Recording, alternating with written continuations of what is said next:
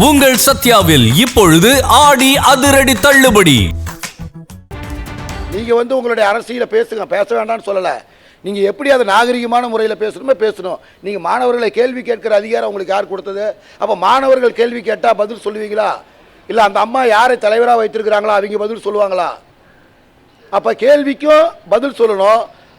அப்ப கேள்விக்கு பதில் சொல்ல முடியலன்னு சொன்னா இவர்களுக்கு யார் கேள்வி கேட்கிற அதிகாரம் கொடுத்தது? மாணவர்களை பார்த்து. அதுதான் கேள்வி. அப்ப இந்த மாதிரியான சிக்கல்களை உருவாக்குவதற்கு திட்டமிட்டே அவர்கள் வந்தாங்களாங்கிற ஒரு சந்தேகம் எங்களுக்கு வலுவா இருக்கு. நேற்றைய தினம் முழுக்க இது தொலைக்காட்சிகளில் பல்வேறு தொலைக்காட்சிகளில் ஒளிபரப்பியிருக்காங்க.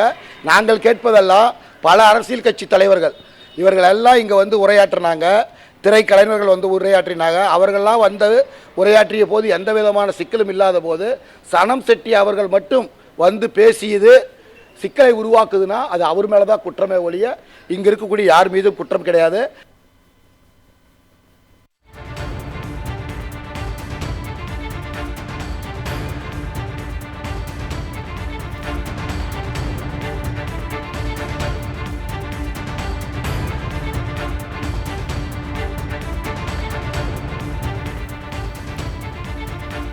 அண்மை செய்தியாக நீட் தேர்வுக்கு எதிராக சென்னையில் கரப்பான்பூச்சி ஜனதா கட்சியின் போராட்டம் இன்று 6வது நாளாக தொடர்கிறது.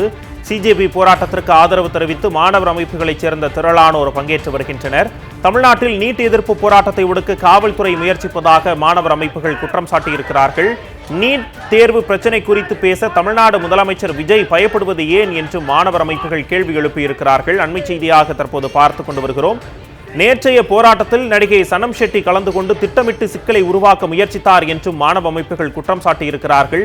திட்டமிட்டு வன்முறையையும் பதற்றத்தையும் உருவாக்கவே நடிகை சனம் ஷெட்டி நேற்றைய போராட்டத்தில் பங்கேற்றார் என்றும் மாணவர் அமைப்பு குற்றம் சாட்டியிருக்கிறது.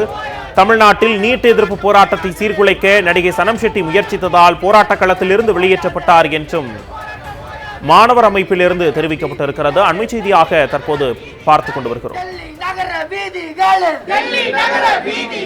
ரத்தம் சிந்திய இளைஞர்களே, ரத்தம் சிந்திய இளைஞர்களே, காக்ரோச் இளைஞர்களே, காக்ரோச் இளைஞர்களே, நீங்கள் எங்கள் தோழர்களே, நீங்கள் எங்கள் தோழர்களே, இன்குலாப் ஜிந்தாபாத், இன்குலாப்.